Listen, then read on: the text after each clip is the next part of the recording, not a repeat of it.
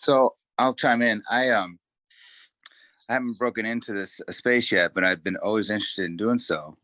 And I had my previous brokerage. I had a friend whose pops needed to sell his classic auto repair shop, and unfortunately, and I just coattailed this other agent who was working on it, and he determined that it wasn't really something that he could sell very easily, at least for the price range he wanted.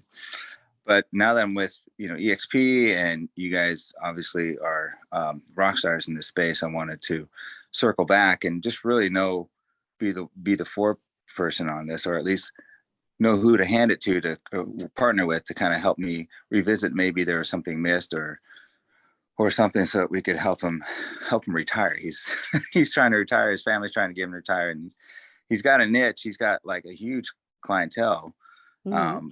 but he needs to sell the business, and he just was not organized to have it really something that could be packaged and with a bow tie on, or with a bow on top, very easily. And that was part of the issue, is that he didn't have his inventory all figured out, and his paperwork was kind of scattered a little bit. So Mhm. anyways, any insight on how to kind of reapproach him with some, because the other agent wasn't exactly top notch either. So I have a feeling we could have done something, but Hey, So let me Darren, the ask. first, oh, go Oh, ahead. go ahead, John. Okay, the first thing I would do is I would contact him, Mhm. the owner, Yeah. and find out if he has gotten his paperwork up to date. Find out if he's been filing his taxes.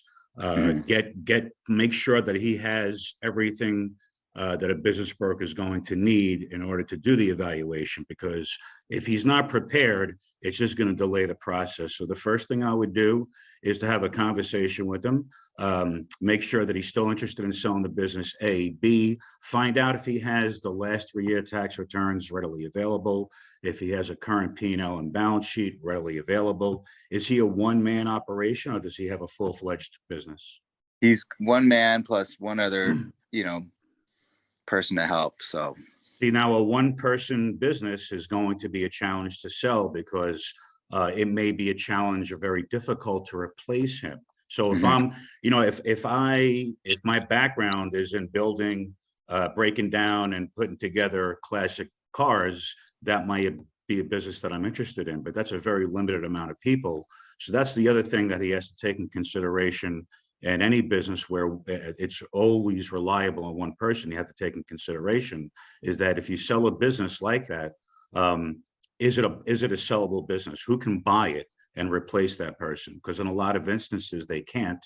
And then obviously it comes down to how much money that the owner is pulling out of the business. But the first thing I would do is check to see if he's got his financials in order. Tanya, I'm sorry, go ahead. Yeah. And I saw the chat there. Yeah. He's buying a job, and if there's some, you know, younger who's got a couple decades in front of him, that's his thing, then he's buying the inventory and the reputation that's established in that area for about 40 years. So yeah, it's like locksmith businesses. Locksmith businesses are very difficult to sell. It's a unique trade. Most locksmith businesses, they're a one guy band, really, for the most part. And right. in order to sell a locksmith business, you have to sell to somebody with experience. Somebody, you can teach me how to cut cold cuts in a deli. I can figure that out in a day, but man, I ain't figuring out how to be a locksmith in a day. So Yeah. And the thing is, the way I see it is, like, there's tons of auto shops around the area where I live in Portland, Oregon. So I imagine there could be a buyer that's, ready to take it on. So there you go. okay, well, Yeah. I appreciate that. And then when it comes to him saying, yeah, let's do this, then I just circle back and reach out to, someone who's done these types of deals in this Which state are you out of, Darren? Oregon. So Mhm. Oregon, I'm not sure if we have a business broker in Oregon. I'm working with actually somebody right now in Oregon, an EXP agent. And I don't know if we do have somebody, to be honest with you. Yeah. Oregon is a licensed state, though. Yeah, it is. You know, Darren, I mean, I think you brought up your question brought up a couple of really good points. First of all, setting expectations, because what is the seller's expectations? How much does he think the business is worth? I mean, he's got years and years of sweat equity, but sweat Yeah. equity does not turn into dollars and cents necessarily. And so, No. but the second point is really about transferable value. So Yeah. when you're trying to talk to a business owner about their business and about the value of their business, what business owners don't necessarily understand is that the more irrelevant they are to their business, the higher the value. So it's a very inverse relationship. And in terms of explaining it to them, you have to talk about transferable value, not just value. They are very valuable to the business. There's a lot of value as long as they are in the business, right? Yeah.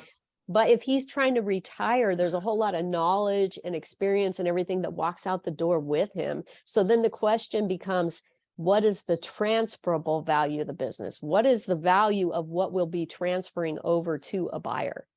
Right. And that transferable value does not include his experience and his reputation and his contacts and his business development and his referrals and everything that has to do with him. Mhm. Right. So one way that, you know, it's a hard conversation to have with sellers, and it's hard to help them understand. And so the best way I've found to do that is really talking about what the transferable value is, as opposed to just the value of the business. Because if you're talking about just the value of the business, they're thinking, my business has all this value. It's created, you know, it's created all this wealth for me, or it's put my kids through college, it's bought me all my toys, it's done all these things, it has all this value. But when you start talking to them about transferable value, then you're asking them, what is the value of the business without you? When you take yourself out of the equation, now look at the business. Yeah. What is transferring to that buyer? So it's a different conversation that is, they don't get as defensive. They don't feel insulted. You know, there's a lot of things that can happen when you're just talking about business value in general. Yeah. That when you rephrase it into the transferable value, it doesn't hurt as bad. Nice. Does he Right? own the property that the business is located in? Yes, I think so. Okay. So that's been a while. that's a good thing. That's a good thing. It's been a while, Especially- but my guess is yes. It's been a Okay, while. yeah. But then that's a good thing, and you want to, of course, value each piece separately.